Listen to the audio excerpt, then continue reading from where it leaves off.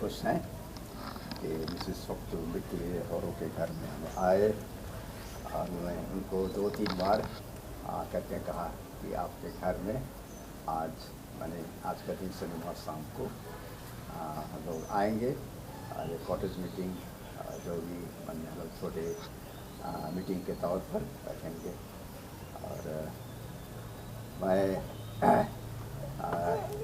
इस वक्त थोड़े समय तक हम लोग बाइबल से हम लोग अध्ययन करेंगे बाइबल से। और सबसे पहले हम देखेंगे कि जो इस बार नया सावा स्कूल मिला है जो क्वार्टरली जो हम लोग का त्रिमास है, ये जबकि महान विवाद हम केवल इस दुनिया में नहीं लेकिन जब पढ़े आज के पाठ में कि स्वर्ग में भी वहाँ का वातावरण इतना अच्छा था और हम लोग सोच सकते हैं कि इतना अच्छा जगह, सब कुछ सुख था, सब कुछ किसी प्रकार का दुख नहीं थी, लेकिन वहाँ का जो महान संघर्ष जो विवाद वहाँ जो कहेंगे कि मिकाइल और अजगर के बीच में लड़ाई हुई। हम लोग इस दुनिया में बहुत से सवाल हम कर सकते हैं लेकिन सवाल का जवाब हम लोग नहीं दे सकते हैं, लेकिन परमेश्वर जानते हैं कि बहुत से सवाल होते हैं। जैसे स्वर्ग में जो लड़ाई हुई तो हम कह सकते हैं कि इतने अच्छे वातावरण में लड़ाई कैसे होती है, जब घराना परिवार में अच्छा रहता है, लेकिन तभी कुछ न कुछ कहीं से कहीं कुछ नुक्स आ जाता है और हम नहीं सोच सकते हैं और उसमें ये लड़ाई या संघर्ष कहेंगे, विद्रोह हो जाता है, लड़ाई हो जाती है। तो हम लोग जैसे पूरे त्रिमास में हम लोग सीखेंगे कि महान विवाद, ये महान विवाद है अच्छाई और बुराई का। अच्छाई और बुराई, जो अच्छाई है, परमेश्वर चाहते हैं कि हम मसीहों को अच्छे जीवन जिए और अच्छे से रहें और अच्छे से दूसरों की सेवकाई करें। और दूसरी तरफ देखेंगे कि शैतान कभी कभी नहीं, हर समय हम लोग को क्या करता है, इसे प्रलोभन में डालता है कि परमेश्वर का वचन झूठा है और तुम लोग उसके बातों को क्यों मानते हो। तो यहाँ हम लोग देखेंगे जैसे कि आज जो बाइबल से तो यहाँ मिलता है कि जो याकूब के पत्री में, और इसमें कहता है कि यहाँ याकूब का 4:11 और यहाँ 11 से लेकर के आगे हम लोग पढ़ते जाएंगे पूरा अध्याय 11 से। इसमें कहता है कि भाइयों पर दोष लगाना। हम क्यों दोष लगाते हैं? अरे यहाँ कहता है कि याकूब के पत्री 4:11 में पढ़ रहा हूँ, हे भाइयों, एक दूसरों की बदनामी ना करो।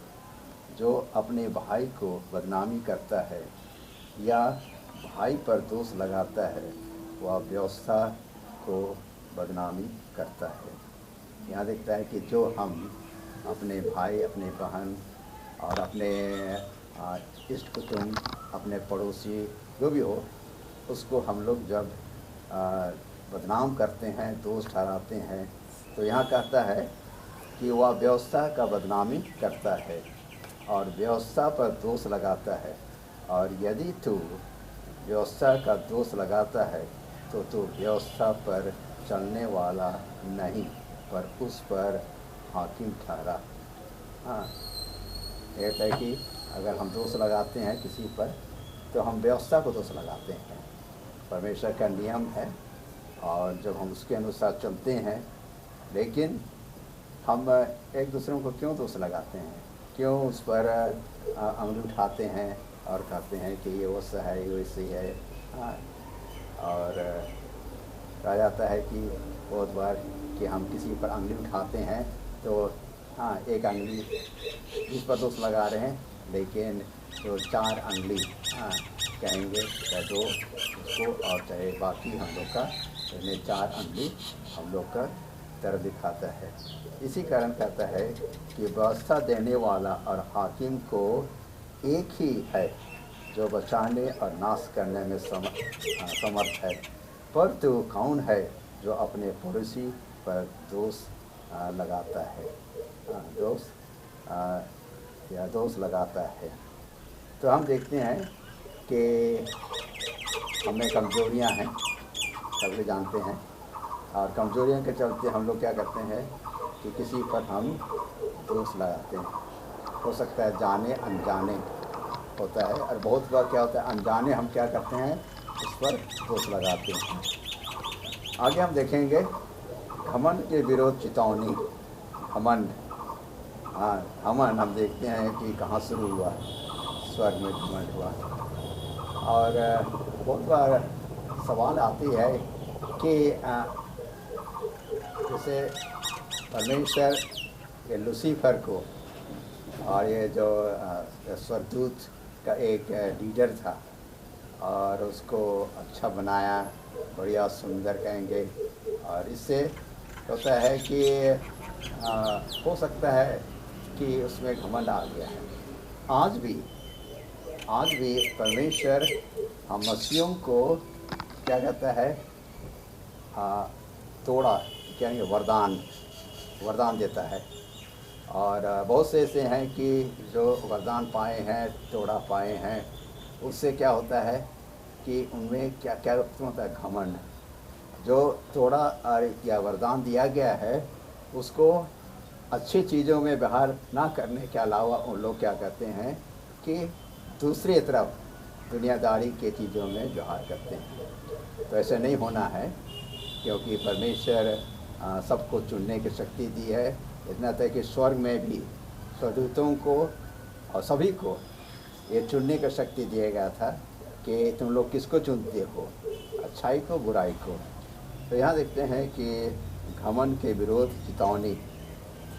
तुम जो या कहते हो आज या कल हम किसी और नगर में जाकर वहाँ 1 वर्ष बिताएंगे और व्यापार करके लाभ उठाएंगे, और यह नहीं जानते कि कल क्या होगा।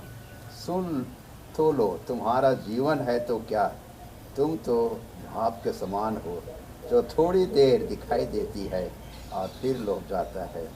इससे विपरीत उसे यह कहना चाहिए, यदि प्रभु चाहे तो हम जीवित रहेंगे और यह वह काम भी करेंगे।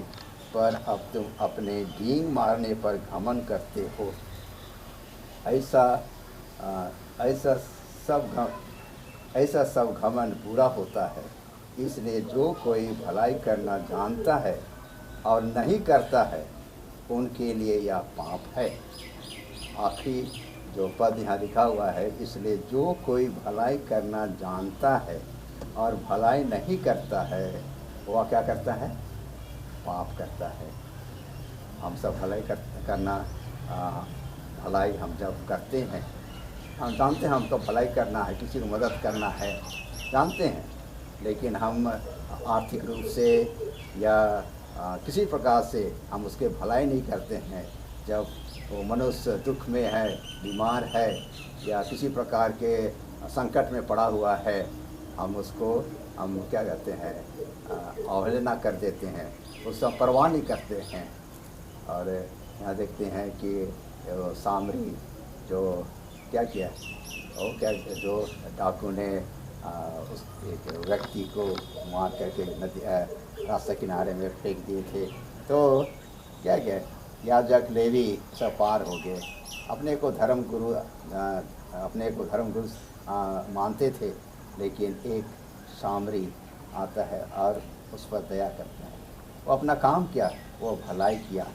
इसी कारण परमेश्वर चाहते हैं कि हम सब एक दूसरों को भलाई करें और हमारे मन में जो घमंड हो, किसी के विरोध या अपने लिए हम घमंड ना करें, लेकिन हम लोग एक दूसरों को हम लोग मदद करें और अपने भाइयों पर, अपने समाज के लोगों, अपने मंडली के सदस्यों को, कोई भी हो, हम उस पर को हम दोष ना लगाएं।